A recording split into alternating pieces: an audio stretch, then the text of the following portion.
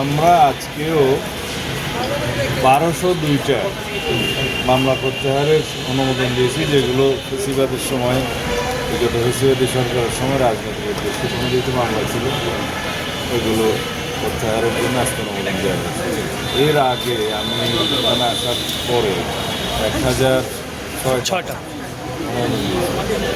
আর যে সমস্ত মামলা প্রত্যাহারের জন্য বিগত ইন্টারিম সরকারের সময় উদ্যোগ নিয়েছিল, রাজনৈতিক উদ্দেশ্যে হয়রানিমূলক হত্যা এবং বানোয়াট মামলা দিয়েছিল বিগত 17 বছরে রাজনৈতিক কর্মী সহ অন্যান্য সমাজের বিভিন্ন স্তরের মানুষের বিরুদ্ধে সেই সমস্ত মামলা বিবেচনা করা হয়েছিল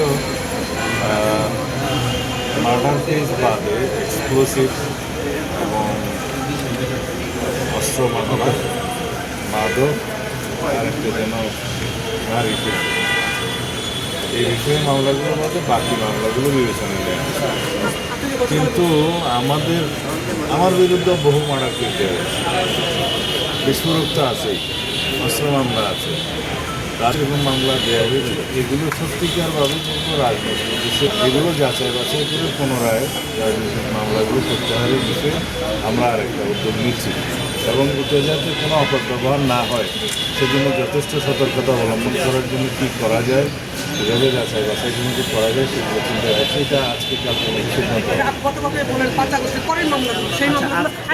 পুরো আলাদা, এগুলো তো বিগত 17 বছরের মামলাদের কথা বললাম।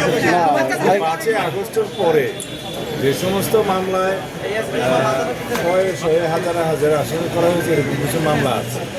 ওখানে হয়রানির উদ্দেশ্যে বিভিন্ন হয়তো সত্যতামূলক কিছু লোককে আসামি করা হয়েছে বিভিন্নভাবে, কিছু সুবিধা দিচ্ছে, এরকম কিছু আমাদের নজরে হচ্ছে।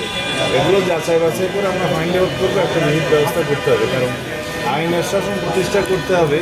আর মামলাবাজির মধ্য দিয়ে যদি কারো হয়রানি হয়